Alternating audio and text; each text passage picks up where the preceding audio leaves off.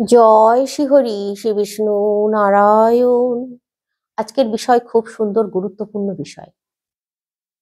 মানুষের গৃহে বেশ কিছু প্রাণী আছে যারা হঠাৎই চলে আসে, হঠাৎই তাদেরকে দেখতে পাওয়া যায়।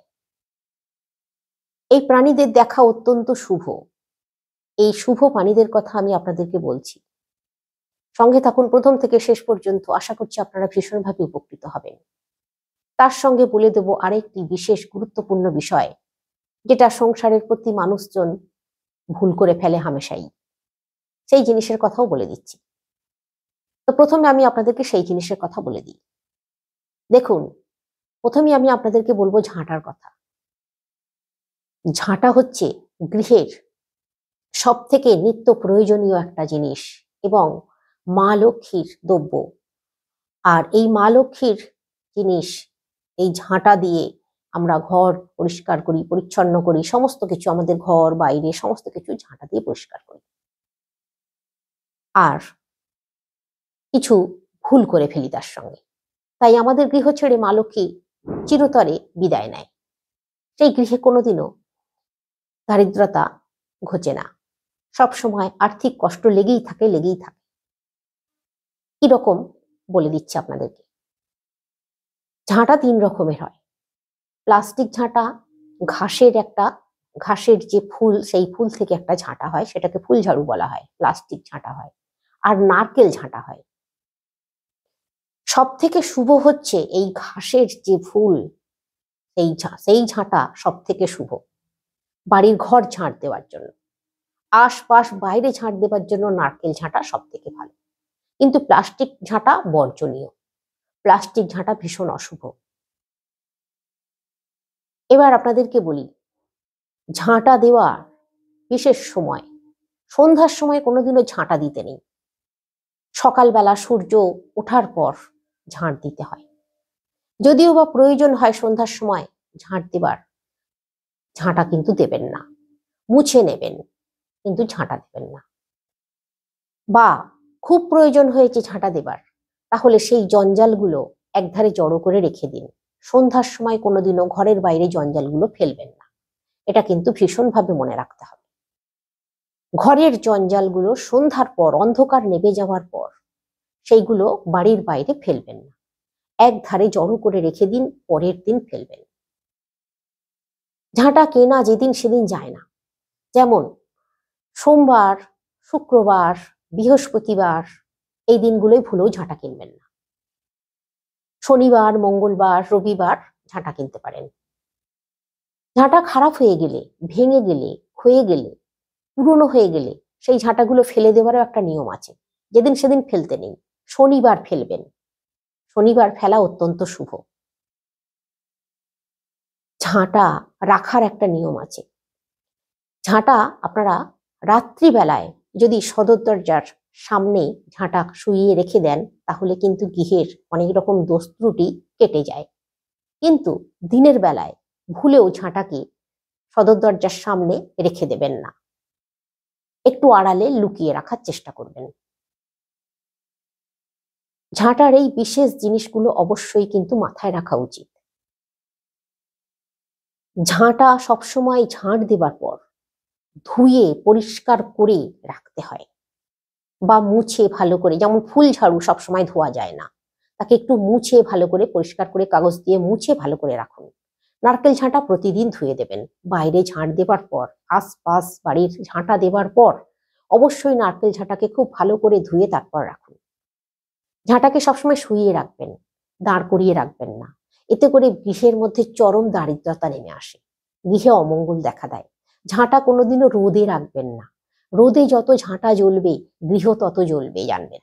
গৃহে অসুখ, রোগ, নাড়া বৃদ্ধি পাবে। আর গৃহের মানুষজনেরাও খুব অসুখী থাকবে, কলহ বিবাদ লেগেই থাকবে।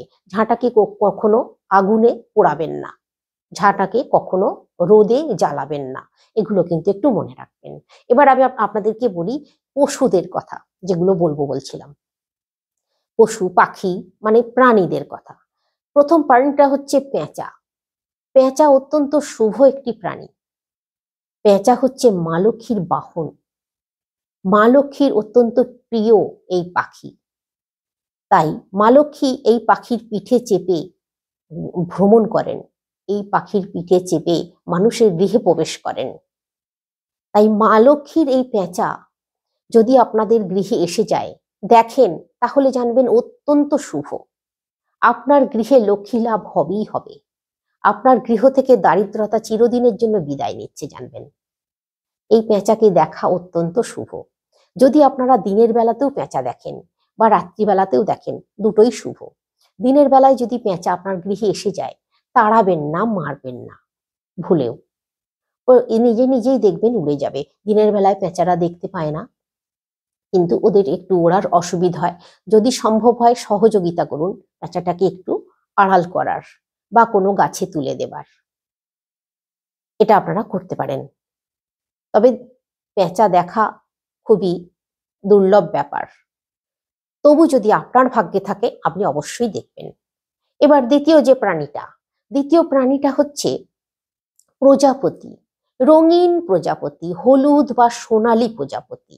আমি বলছি, অন্য যে কোনো প্রজাপতির কথা বলছি না, হলুদ বা সোনালী প্রজাপতি, রঙিন চকচকে, যেটা চকচক করছে, দেখলেই আকর্ষিত হয় মানুষ, সেই প্রজাপতি।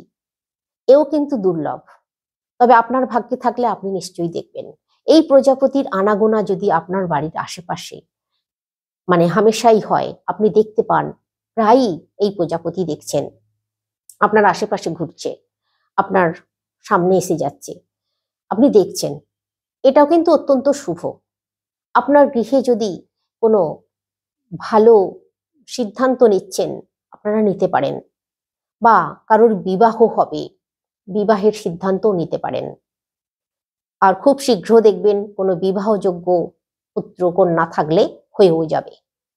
তারপর এই সোনালী রঙের প্রজাপতি বা হলুদ রঙের প্রজাপতি দেখা, প্রায়ই দেখা, এটা একটা অর্থকে আকর্ষণ করে।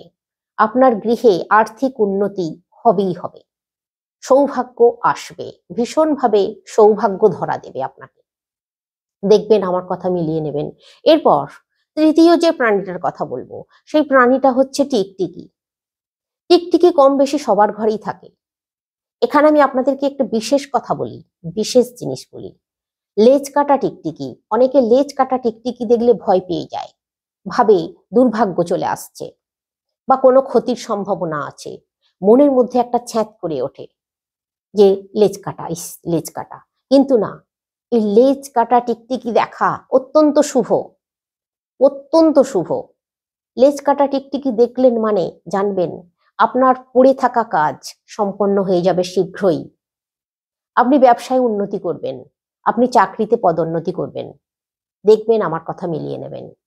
লেজ কাটা টিকটিকি যদি দেখতে পান, আর যদি সম্ভব হয় আপনার কাছে যদি আতপ চাল থাকে বা গঙ্গা জল থাকে, একটু ছিটিয়ে দিন তার গায়ে। আর এই লেজ কাটা টিকটিকি দেখলে তাড়াবেন না বা মারতে যাবেন না, যেন কখনো ভুলেও কিন্তু টিকটিকি মারতে নেই। টিকটিকি বাইরে বের করে দেবার অনেক রাস্তা আছে, সেইভাবে আপনারা বাইরে বের করে দিতে পারেন, কিন্তু ভুলেও টিকটিকিকে মারবেন না, ভুলেও না। আর এই লেজ কাটা টিকটিকি দেখলে আপনাদের গৃহে দেখবেন, আপনাদের গৃহে জমি জায়গা ঘর বাড়ি হয়তো কেনার চিন্তা ভাবনা করছেন, খুব শীঘ্রই কিনে ফেলবেন, দেরি হবে না, এতটাই শুভ, জানবেন। তারপর এমনিও ঠাকুর ঘরে যদি আপনারা দুটো তিনটে টিকটিকি একসঙ্গে দেখছেন ঘোরাফেরা করছে পুজো করার সময়, এটা অত্যন্ত শুভ। তুলসী গাছে জল দিতে গেছেন, তখন দেখলেন টিকটিকি ঘুরছে, এটাও অত্যন্ত শুভ, জানবেন। বা আপনার দেওয়ালে অনেকগুলো টিকটিকি ঘোরাফেরা করছে, দেয়ালের ওপর দিকে উঠছে, ছাদে টিকটিকি বাইছে, এ দেখাও কিন্তু অত্যন্ত শুভ। এগুলো দেখলেও, এই টিকটিকির এই লক্ষণগুলো দেখলেও কিন্তু আপনাদের গৃহে ভীষণভাবে আর্থিক উন্নতি হবেই আর্থিক উন্নতি। মানে অর্থের যে কষ্ট চলছিল বা আপনারা যদি ঋণে পড়ে আছেন, সেই ঋণ থেকে উদ্ধার পাবেন, আর্থিক কষ্ট দূর হবে, দেখবেন পরিবারের সচ্ছলতা আসবেই আসবে। এবার বলি যে প্রাণীটার কথা, সেই প্রাণীটা হচ্ছে ছুঁচো। ছুঁচোকে দেখে অনেকে ঘেন্না করে, ছুঁচোকে দেখে ভয় পায়, কিন্তু না, ছুঁচো মা লক্ষ্মীর প্রতীক, ছুঁচোকে ঘেন্না করবেন না। ছুঁচো ছুঁচো দেখাও কিন্তু খুব দুর্লভ। সচরাচর ছুঁচোকে দেখতে পাওয়া যায় না, দিনের বেলা তো দেখতে পাওয়া যায়ই না, রাতের বেলায় দেখতে পাওয়া যায় অনেক সময়। তো ছুঁচো যদি গৃহের মধ্যে চলে আসে তাহলে তাড়াবেন না, মারবেন না। এই ছুঁচো ইঁদুরের মতোই কতকটা দেখতে, ছুঁচোর নাকটা খালি একটু লম্বা। ছুঁচোটাকে এইটা দেখে বোঝা যায়। আর ছুঁচোর গায়ের রংটা একটু কালো, ইঁদুরের একটু হালকা ধূসর মতো, এটা দেখে বোঝা যায়। আর এর গায়ে গন্ধ থাকে, সেটা গন্ধটা নাকে এলেই বুঝতে পারেন যে ছুঁচো এসেছে। তো ছুঁচো কিন্তু যদি বাড়ির মধ্যে চলে আসে তাহলে অত্যন্ত শুভ জানবেন, আমার কথা মিলিয়ে নেবেন। ছুঁচো বাড়ির মধ্যে চলে আসলে আপনাদের গৃহে উন্নতি হবেই হবে। আপনাদের গৃহে সমস্ত কিছু মানে আপনাদের অনুকূলে আসবে, কোনো কিছু নেগেটিভ জিনিস আপনাদের গৃহের মধ্যে থাকবে না, সমস্ত নেগেটিভিটি দূরে চলে যাবে, সবকিছুই পজিটিভ হয়ে যাবে, দেখবেন, আমার কথা মিলিয়ে নেবেন। ছুঁচো অত্যন্তই শুভ একটি প্রাণী, কিন্তু ইঁদুর মোটেই শুভ নয়। ইঁদুর যদিও বা গণেশজির বাহন, তাহলেও কিন্তু ইঁদুর ঘরের মধ্যে যদি বাসা করে দেয়, সেই ঘরে দারিদ্রতা কেউ আটকাতে পারে না, সেই ঘরে দারিদ্রতা আসবেই আসবে ইঁদুর যদি গৃহের মধ্যে বাসা করে দেয়। তাই ইঁদুরকে মারাও কিন্তু উচিত নয়, যেহেতু গণেশজির বাহন, ভুলেও কিন্তু ইঁদুরকে মারতে যাবেন না, তাহলে কিন্তু সংসারে আরো দারিদ্রতা জড়িয়ে ধরবে। চেষ্টা করবেন ইঁদুর যাতে ঘরে না ঢোকে, বাসা না করে, ইঁদুরকে আলাদাভাবে বাড়ির বাইরে বের করে দেবার চেষ্টা করুন, এগুলো করুন। বিষ দিয়েও মারতে যাবেন না, এই ভুল কিন্তু করবেন না। এরপর যে প্রাণীটার কথা বলবো, সেই প্রাণীটা হচ্ছে হলুদ তোতা পাখি। আপনারা নিশ্চয়ই দেখে থাকবেন হলুদ রঙের তোতা পাখি, হলুদ তোতা বলা হয়। এই হলুদ তোতা যদি আপনার বাড়ির ছাদে এসে বসে, বা আপনার বাড়ির সামনে কোনো গাছ আছে, আম গাছ আছে, কি কোনো গাছ আছে, জাম গাছ আছে, সুপারি গাছ আছে, কোনো গাছ আছে, হঠাৎই সেই গাছে এসে বসলো, তাহলে জানবেন অত্যন্ত শুভ, অত্যন্ত শুভ। এই হলুদ তোতা আসা মানে, বা হলুদ রঙের কোনো পাখি, আমি বলছি হলুদ রঙের কোনো পাখি যদি গৃহের মধ্যে চলে আসে, আপনি দেখেছেন বা দেখছেন, এটা অত্যন্ত শুভ। কেন শুভ জানেন? মা লক্ষ্মীর সঙ্গে সম্পর্কযুক্ত। মা লক্ষ্মী আপনার গৃহে আসছেন, আপনার গৃহে থাকবেন, উনি যাবেন না, উনি অচলা হয়ে থাকবেন আপনার গৃহে। আর মা লক্ষ্মী যে গৃহে প্রবেশ করে, সেই গৃহেই এই জিনিসগুলো দেখা যায়, তারাই কিন্তু এই জিনিসগুলো দেখতে পায়। মা লক্ষ্মী আপনার গৃহকে ধন সম্পদে ভরিয়ে দেবে, দেখবেন আপনার উন্নতি 10 গুণ বৃদ্ধি পাচ্ছে। সৌভাগ্য আপনাকে ধরা দিচ্ছে, জানবেন। তাই আপনারা চোখে দেখবেন, তাড়াবেন না বা ধরতে যাবেন না, এই ভুলগুলো কিন্তু করবেন না। এরপর যে প্রাণীটার কথা বলবো, এই প্রাণীটা খুবই বিরল, মানে দেখা যায় না আজকাল আর, তবে আগে কিন্তু দেখা যেত খুবই, এখন কিন্তু আর সহজে দেখতে পাওয়া যায় না। এই পাখিরা কেন জানেন মানে দেখতে পাওয়া যাচ্ছে না, এগুলোর আমাদের এই ইন্টারনেটের জন্য আরো বেশি করে এরা দুর্লভ হয়ে যাচ্ছে, আর মানুষের যে আয় উন্নতি সেগুলো বাধা চলে আসছে। নীলকণ্ঠ পাখি হচ্ছে ভগবান শিব ঠাকুরের দূত। নীলকণ্ঠ পাখি নীল রঙের, গাটা পুরো নীল এই পাখি, আর ঠোঁটটা একটু সামান্য লম্বা। এই পাখি ঠোঁটটা যে কোনো কালারের হয়, লালও হয়, অনেক সময় হলুদও হয়, কালোও হয়, কিন্তু গাটা পুরো নীল। আমি এই পাখির কথা বলছি, আপনারা দেখবেন যে গাটা শুধু দেখবেন যে নীল কিনা। এই নীল রঙের নীলকণ্ঠ পাখি যদি গৃহে চলে আসে, বাড়ির ছাদে আসে, অনেক সময় বাড়িতে ছাদে বাঁশ কাটানো থাকে, সেই বাঁশের উপরে এসে বসে যায়, বা কোনো গাছ থাকলে গাছের উপরে এসে বসে যায়। এই নীলকণ্ঠ পাখির সঙ্গে কিন্তু মাছরাঙাকে গুলাবেন না যেন। মাছরাঙাও কতকটা এই নীলকণ্ঠ পাখির মতো দেখতে। তো আজকাল কিন্তু আবার এই নিয়ে ব্যবসাও চলছে, ওটা কিন্তু বলছি না আমি নীলকণ্ঠ পাখির কথা বলছি। তো এই নীলকণ্ঠ পাখি ভগবান শিব ঠাকুরের দূত। এই নীলকণ্ঠ পাখি যদি গৃহে চলে আসে, জানবেন আপনার গৃহে ভগবান শিবের আশীর্বাদ। আপনার গৃহে মানুষজন, মানে গৃহের মানুষজন সুস্থ থাকবে, নিরোগ থাকবে। আপনার গৃহে সমস্ত কিছু আপনার অনুকূলে থাকবে, কোনো কিছুই আপনার প্রতিকূলে যাবে না। আপনার গৃহে সবসময় মঙ্গল হবে, সব সময় মঙ্গল হবে। আর্থিক কষ্ট আপনাকে পেতে হবে না, আর্থিক কষ্ট দূরে চলে যাবে। আর ভগবান শিবের আশীর্বাদে আপনি যদি ঋণে আছেন, ঋণও আপনি মুক্ত হয়ে যাবেন। কিভাবে যে মুক্তি পেয়ে যাবেন ঋণ থেকে, সেটা আপনি নিজেও কল্পনা করতে পারছেন না। দেখবেন এই নীলকণ্ঠ পাখি দেখা এতটাই শুভ, এতটাই মঙ্গলের। এরপর আপনাদেরকে যে প্রাণীটার কথা বলবো, দেখুন আমি এই যে প্রাণীগুলোর কথা বলছি, এগুলো মানা না মানা, বিশ্বাস করা না করা সমস্ত কিন্তু ব্যক্তিগত ব্যাপার। তবে এগুলো যে শুভ, এগুলো যে ভালো ফল দেয়, সেগুলোর কথাই কিন্তু আমি বলছি। এগুলো কিন্তু শাস্ত্রেও লেখা আছে, আমি সেই কথাগুলোই আপনাদেরকে বলছি। তো এবার আপনাদেরকে যে প্রাণীটার কথা বলবো, সেই প্রাণীটা হচ্ছে সাদা পায়রা। সাদা পায়রা যদি আপনার গৃহে চলে আসে, আপনার ছাদে চলে আসে, বারবার চলে আসে, অবশ্যই কিন্তু কিছু খেতে দেবেন, দানা ছড়িয়ে দেবেন, কিছু দানা ছড়িয়ে দেবেন, দানা শস্য। আর যদি ওই শস্য খায়, তাহলে জানবেন আপনার উন্নতি কেউ আটকাতে পারবে না। আপনার গৃহে লক্ষ্মী লাভ হবেই হবে। আপনার গৃহে হঠাৎ অর্থ প্রাপ্তি হবে, হঠাৎই অর্থ প্রাপ্তি হবে। কোনো না কোনো দিক থেকে দেখবেন, সেটা আপনার পূর্বপুরুষের হাত ধরেই হোক, আপনার মহিলাদের বাপের বাড়ির তরফ থেকেই হোক, বা কোনো পুরুষের তার পৈতৃক সম্পত্তির দিক দিয়ে হোক, কোনো না কোনো দিক দিয়ে হোক, একটা অর্থ প্রাপ্তি যোগ তৈরি হয়ে যায় সাদা পায়রা যদি গৃহে চলে আসে। অত্যন্ত শুভ জানবেন। অবশ্যই কিন্তু দানা দেবেন, আর দানা যদি খাই জানবেন, তাহলে সেই যে প্রাপ্তি যোগ আপনি 100% শিওর হয়ে যান, হবেই হবে আপনার। তবে খেয়াল রাখবেন, আপনার গৃহে যেন বাসা না বাঁধে।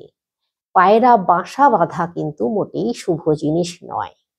পায়রাকে বাসা বাঁধতে দেওয়া যাবে না। কিন্তু যদি বাসা বেঁধে ফেলে, সেই বাসা ভাঙাও কিন্তু অপরাধ। তাহলেও কিন্তু সংসারে দারিদ্রতা এসে যায়। ততক্ষণ পর্যন্ত অপেক্ষা করবেন যতক্ষণ পর্যন্ত না ডিম ফুটে বাচ্চা বেরোচ্ছে। বাচ্চা হয়ে গেলে, বাচ্চা উড়তে শিখে গেলে দেখবেন ওরা নিজেরাই উড়ে চলে যাবে। সেই জন্য বলছি, বাসা বেঁধে দিলে তাকে কিন্তু তাড়াবেন না। বাচ্চা বড় হয়ে যাওয়ার পর উড়তে শিখে গেলে তখন ব্যবস্থা করে দিন। তবে কি সব থেকে ভালো খেয়াল রাখা, যাতে করে গৃহের মধ্যে বাসা না বাঁধে, এটা কিন্তু অবশ্যই খেয়াল রাখবেন। কিন্তু সাদা পায়রা আসা যে অত্যন্ত শুভ, এটা শাস্ত্রেও লেখা আছে। তো আপনাদেরকে এই সমস্ত প্রাণীদের কথা আমি বললাম। এরপর আরেকটি বিশেষ প্রাণীর কথা বলে দিই। এই প্রাণীটাকেও যদি হঠাৎই দেখেন, শুভ জানবেন। এটা হচ্ছে সাপ। বিষাক্ত সাপ বলিনি, এটা হচ্ছে জল নাড়া সাপ, বাস্তু সাপও অনেকে বলে। খুব বিশাল লম্বা হয়, মোটা হয়, ঘরের আশেপাশে, গৃহের আশেপাশে এরা ঘোরে। এরা কারোর ক্ষতি করে না, কামড়ায়ও না। আমি এই সাপের কথা বলছি, আপনারা অনেকেই জানবেন। এটাকে বাস্তু সাপ অনেকে বলে। আর এই বাস্তু সাপ গৃহের আশেপাশে যদি দেখতে পেয়ে যান, তাহলে মারতে যাবেন না, ও নিজে নিজেই চলে যাবে। আপনাকে দেখা দিয়ে গেল, জানবেন আপনাকে এই যে দেখা দিল, এটা জানবেন আপনার জন্য শুভ। আপনি যদি কোনো চাকরির চেষ্টা করছেন বা ব্যবসার চেষ্টা করছেন, তাহলে আপনি সফল হবেন। আপনি কিছুদিনের মধ্যে হয়তো চাকরির পরীক্ষা দিয়েছেন, ইন্টারভিউ দিয়েছেন, অপেক্ষা করছেন, দেখবেন আপনার চাকরি পাবেন আপনি। ব্যবসা করছেন, ব্যবসায় রান করবেন, ব্যবসা উন্নতি করতে পারবেন, ব্যবসা ভালো চালাতে পারবেন। এই সাপ দেখা অত্যন্ত শুভ, কিন্তু দেখবেন এই সাপ দেখলেন আর তারপর মিলিয়ে গেল আর দেখতে পেলেন না, এটাই শুভ। তবে কি, গৃহের মধ্যে যদি ঢুকে যায়, একে মারবেন না, কোনো কিছু ব্যবস্থা করুন, ফিনাইন বা কিছু অ্যাসিড একটু সাইডে দিয়ে রাখুন, নিজে নিজে চলে যাবে। একে মারতে যাবেন না এই সাপকে।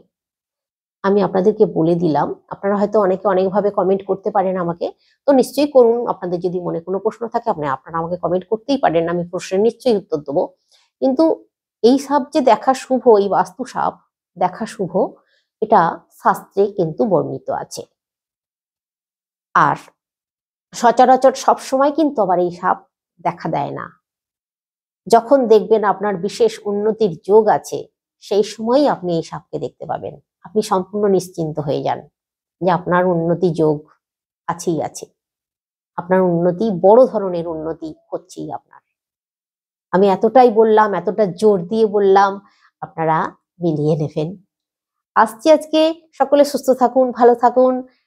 শ্রীহরি শ্রী বিষ্ণু নারায়ণের কৃপায়।